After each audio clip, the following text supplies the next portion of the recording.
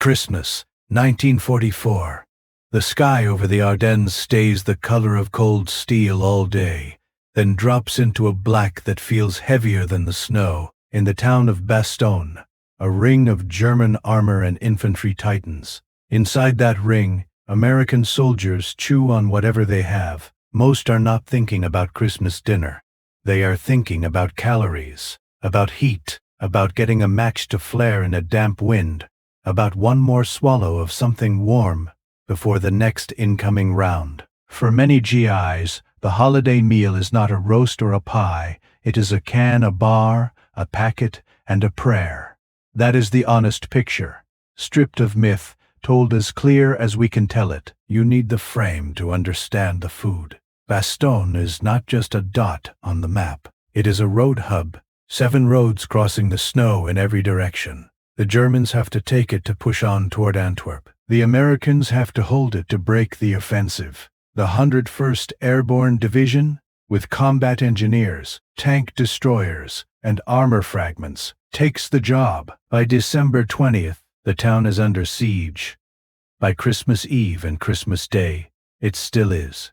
Relief will not break through until the day after Christmas. That means all through Christmas food has to come from what men carried in, what was dropped from the sky after the weather cleared, what the mess teams could scrape together under fire, and what a few lucky soldiers got from Belgian civilians who still had a loaf or a pot of soup to share. In the first days of the siege, the main line of eating is simple. K-rations in pockets, D-bars in the bottom of a pack. A few C-rations in a squad's boxes if the unit had time to load them. The rush out of French billets left many men short. Easy Company veterans described how they went into the woods around Bastogne with fewer K-rations than they should have had. Cooks tried to get hot food from the town out to the foxholes when they could, beef chunks in thin gravy, or white navy beans in broth, but the runs were dangerous and the food turned cold fast in the December air. What does a K-ration taste like in a frozen wood line? The K-ration is 3 small boxes meant for a single day, labeled breakfast, dinner, and supper. The breakfast unit usually gives you a small can of chopped ham and eggs, biscuits, a fruit bar in later issues, a packet of instant coffee, sugar, a little wad of toilet paper, and a 4-pack of cigarettes. The dinner box trades the ham and eggs for a cheese can and a lemonade or orange powder. The supper box gives you a meatloaf-type can early in the war and later a pork loaf or similar biscuits again, bouillon, and a chocolate bar. Nothing fresh, nothing green. All dense, dry, and packed to fit a pocket. The boxes are waxed inside, and that waxed cardboard is not waste. You tear it up and it helps you light a small fire to heat water for coffee, if you can risk smoke and if you can get the water to boil. In snow country that usually means melting snow, which is slow and eats time and fuel. The C-ration is heavier, but it feels more like a real meal. A C meal is 2 cans, 1 M unit, a meat entree, 1 B unit, bread and dessert. By late 1944, there are many M unit varieties. Meat and beans, meat and vegetable stew, ground meat and spaghetti, ham and lima beans, famous for being hated, ham, egg, and potato for breakfast, meat and noodles, pork and rice, frankfurters and beans, pork and beans, chicken and vegetables. The B unit gives you biscuits, sugar, and a drink powder, which might be instant coffee, lemon, cocoa, or orange drink. An accessory packet adds gum, matches, cigarettes, a P38 opener, sometimes Hulozone tablets. In steady combat, the C-ration is the workhorse. At Bastogne, in the teeth of the siege, the problem is not the design of the ration. The problem is getting cases of it to the men and heating it. A cold can of pork and beans is better than nothing. A hot can with steam coming off it is almost happiness. There is one more bar in the kit that appears on Christmas tables in foxholes. The D-ration. It looks like chocolate, but it is not a treat. It is a dense emergency bar designed to be hard to eat. A deliberate choice, so soldiers will not snack on it when they are not in trouble. It melts at a higher temperature than normal chocolate, which means it does not melt in a pocket. It tastes flat and bitter. In Bastogne, when stomachs are empty and the cold digs in, men shave pieces off with a knife and choke them down with sips of melted snow. No candle on a table, no china, but it keeps a man on his feet. Now look at the calendar. For 3 days the sky is so socked in that planes cannot fly. No resupply. Everyone inside the ring rations what they have. Cooks pull from whatever storerooms exist in town. Some units are lucky to draw a hot canteen of beans or a beef broth late at night. A few patrols stumble into Belgian farm kitchens, and a mother hands them a bowl of soup and a slice of black bread. A gift no one ever forgets. This is not a system. It is human luck and kindness. On December 23rd, the weather breaks. The sound comes first, a far hum growing into a ceiling of C-47s. Pathfinders jump to mark the drop zones. Then, parachutes open in the clear, and canvas containers and bundles start to fall, bumping and sliding across the frost. Ammunition is the most urgent need, but food, medical supplies, clothing and communications gear come in with it. Over the next days, hundreds of sorties bring in more. The drop does not mean every soldier eats well. It means the division can keep fighting and the worst starvation fear eases. Some rations can now be pushed forward. Some squads get sea cans. They can warm when the shooting slackens. So what did a Christmas dinner look like in the lines around Bastogne? It depends on where you were seated on that Christmas day. If you were in a foxhole, or a shallow scrape in the Bois Jacques, or on a roadblock outside town, there was no white tablecloth. Dinner might have been half a K-ration split with a buddy. That might be the cheese can from the dinner unit, a stack of hard biscuits, a lemon powder stirred into your canteen cup if you were out of coffee. If you still had your breakfast K, you might open the ham and eggs and eat them cold. If you had a C-ration and time to heat it, maybe you punched 2 holes in the top of the can with your P38, set it near a tiny twig, fire shielded by your body, and watched the fat pop. If a friend traded, you swapped that ham and lima beans for meat and spaghetti. If you had saved a D-bar, you shaved pieces into your mouth and let them soften slowly so they did not sit like a rock in your gut. That is Christmas for a lot of men, patched together from tins and packets. Coffee deserves its own plain word. Powdered coffee is in the C-ration B unit, and in the K breakfast box. It matters because a hot cup warms your hands and your core.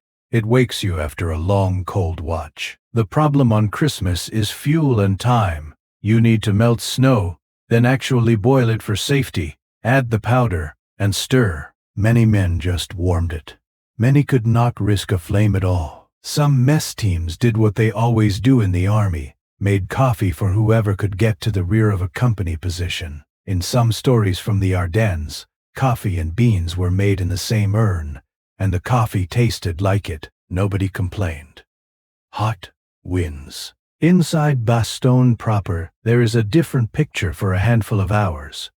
In the Heinz barracks, which serves as the division command post, Brigadier General Anthony McAuliffe and his staff sit down at a table that actually looks like Christmas. A small tree sits in the center. Plates and cups stand ready. There is a U.S. Army photograph of this. It is not a feast in a peaceful place.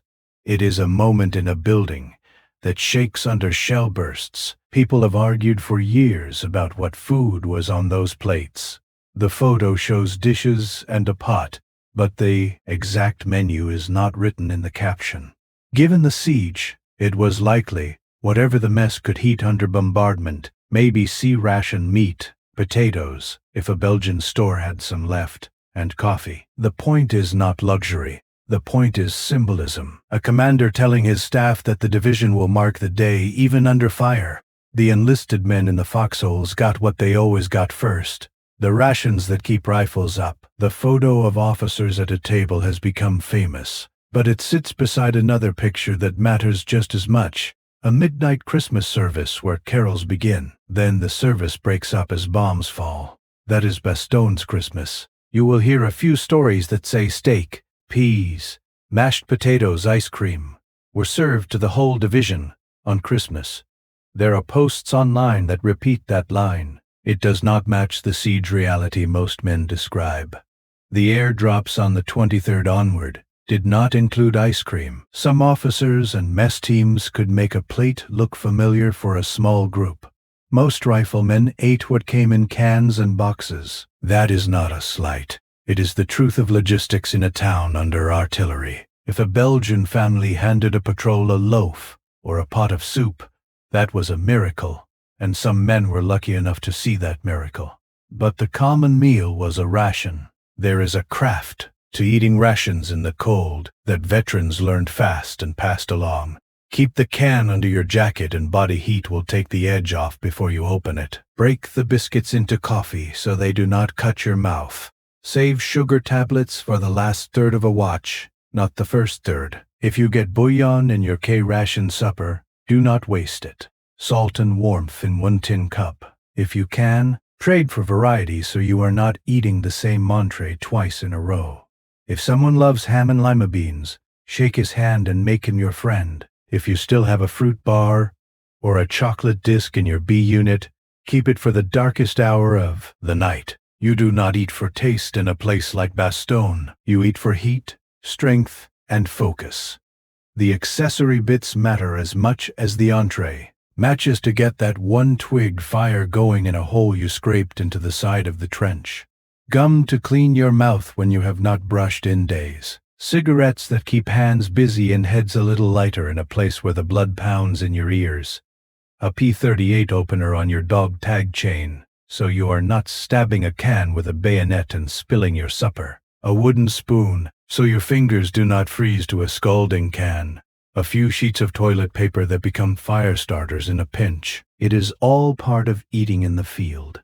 Some soldiers added German items when they could. If a patrol found a deserted position with knackebrot or Erbswurst pea soup, that was calories, and nobody in the snow argued about the source. But the mainstay remained American K and C rations, because they were designed to be carried and to last, and because the quartermasters pushed them into Bastogne as soon as the sky allowed. There is no romance in that sentence, only the quiet heroism of the men who packed crates, flew planes, jumped as pathfinders, and drove trucks through shellfire to throw cases off at a crossroads. When people ask specifically, what did American GIs eat for Christmas dinner 1944 in Bastogne, you can answer in one honest breath. Most ate K-ration components cold, or C-ration cans warmed a little if they were lucky, washed down with coffee or bouillon, if they had the time and fuel to make it. Some got a ladle of hot beans or beef broth that a brave cook hauled out in a jeep in the dark. A few were handed soup and black bread by Belgian families who were living through the same night. The division staff sat at a table in the Heinz barracks under a little tree and ate a mess hall meal that looked like a holiday plate while shells burst outside. That is the range. The day tasted mostly like canned meat, biscuits, chocolate, coffee, and the iron tang of cold air. If you want the menu-level details from the labels on those cans and boxes, here is what you would see with a GI's eyes and fingers. A K-breakfast can stamped chopped ham and eggs, small and round, painted green, with a twist key on the bottom on early runs and later opened with the P38.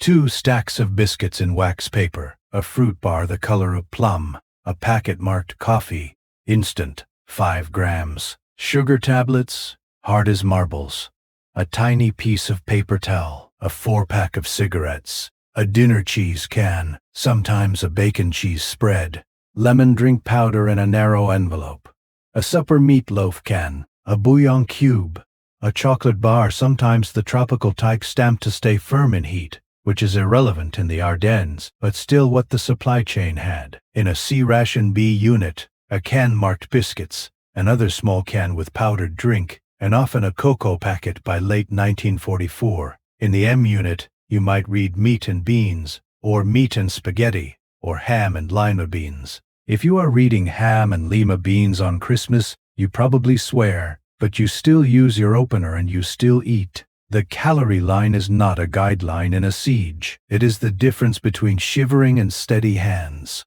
Heat is part of the story, because food is not only what you swallow, it is what your body can use. A warmed can gives more comfort than a cold one. Squad stoves improvised from ammo boxes and gasoline are dangerous and bright, so most men go small. A handful of twigs under a helmet, a can propped at an angle so the contents do not scorch, a man crouched to hide the glow. The moment a shell lands close, that little kitchen scatters. Men kick dirt over coals and drop flat.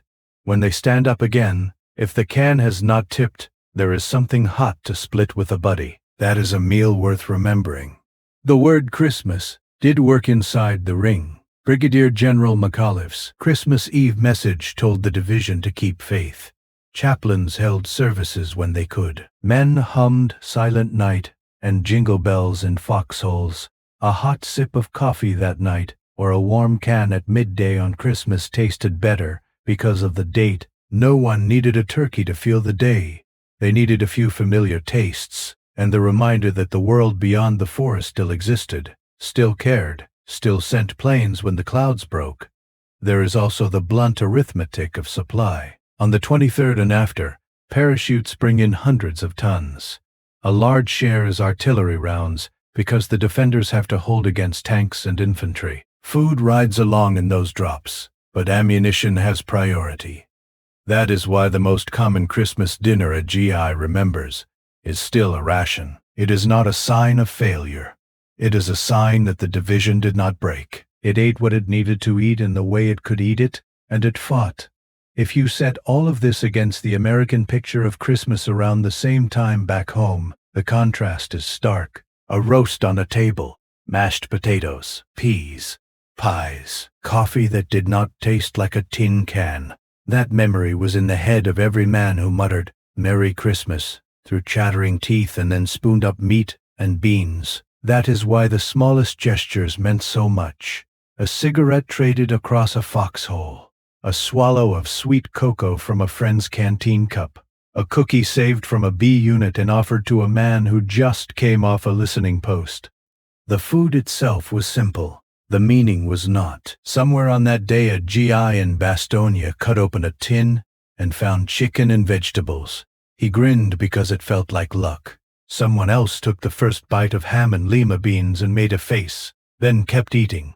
A man poured lemon powder into water and swallowed it, even though it was barely warm, because vitamin C mattered, and he could feel a cold coming on. Another man broke a chocolate disc in half and jammed one piece between his cheek and gum to soften while he cleaned his rifle. Another mixed bouillon in a canteen cup and held it under his chin to breathe the steam before he drank. None of them would have called it a feast, but when you add up those small acts across the lines, that is what Christmas dinner looked like at Bastogne. For the few who were seated with McAuliffe under the little tree, the plates in the photograph tell a different kind of truth. The army tries to keep ceremony even in a siege, not because it loves pomp, but because soldiers are human and rhythm matters. Sit down. Say it is Christmas. Eat off a plate, then stand back up and take the next report of attacks on the perimeter. That meal in the barracks does not cancel out the cold cans in the woods. It sits alongside them as part of the same day. By nightfall on Christmas, the ring still holds. Men are tired. They have eaten enough to keep going. Some have not eaten enough. Many are out of cigarettes. Everyone is low on sleep. The food that mattered most that day was the food you could carry, open, and swallow fast. If you are trying to picture the most honest Christmas plate in Bastogne in 1944, draw a little circle in your mind. In it place a can of meat and beans with a spoon sunk into it, a stack of broken biscuits, a cup of coffee so dark it looks black in the starlight, a shaving of chocolate on a mitten, and a cigarette cupped against the wind. That is the meal that kept cold hands steady on triggers at the outposts, and kept eyes clear enough to spot movement in the trees. Across the lines, the Germans were not feasting either. Their supply was stretched, their bread coarse, and their substitutes harsh. It is worth noting only to make this point. The men at Bastogne fought on stomachs that did not feel full and still found the grit to hold. When relief came the next day, the kitchens could roll more freely, ambulances could move, and the wounded could get out. But Christmas Day itself belongs to cans, packets, and a few photographs that show what people did to mark a holy day while a battle shook the windows. If you walk the museum rooms in Bastogne, now you will see a P-38 opener, a stack of K-ration boxes with brick red, blue, and green prints for breakfast to dinner and supper, a tropical chocolate bar, and maybe a B-unit can with coffee and sugar still rattling inside. Stand there and think about a soldier using those exact items on December 25, 1944.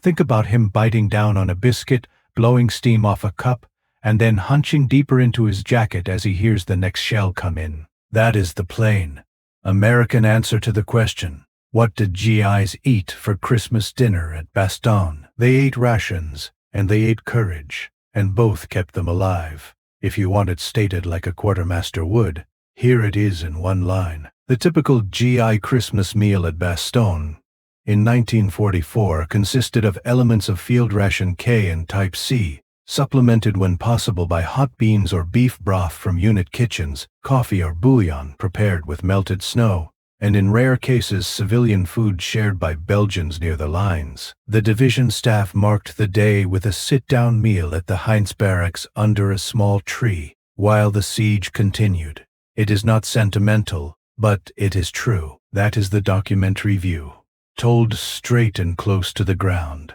The men who were there did not measure Christmas by turkey or pie. They measured it by heat, by coffee, by one more can opened with a P-38, by the sound of engines overhead on the 23rd, by a general who wrote Merry Christmas in a hard moment, by a chaplain's voice before the bombs interrupted, and by the small kindness of sharing a biscuit with a friend who had none left. Those things are what dinner looked like, and those things were enough.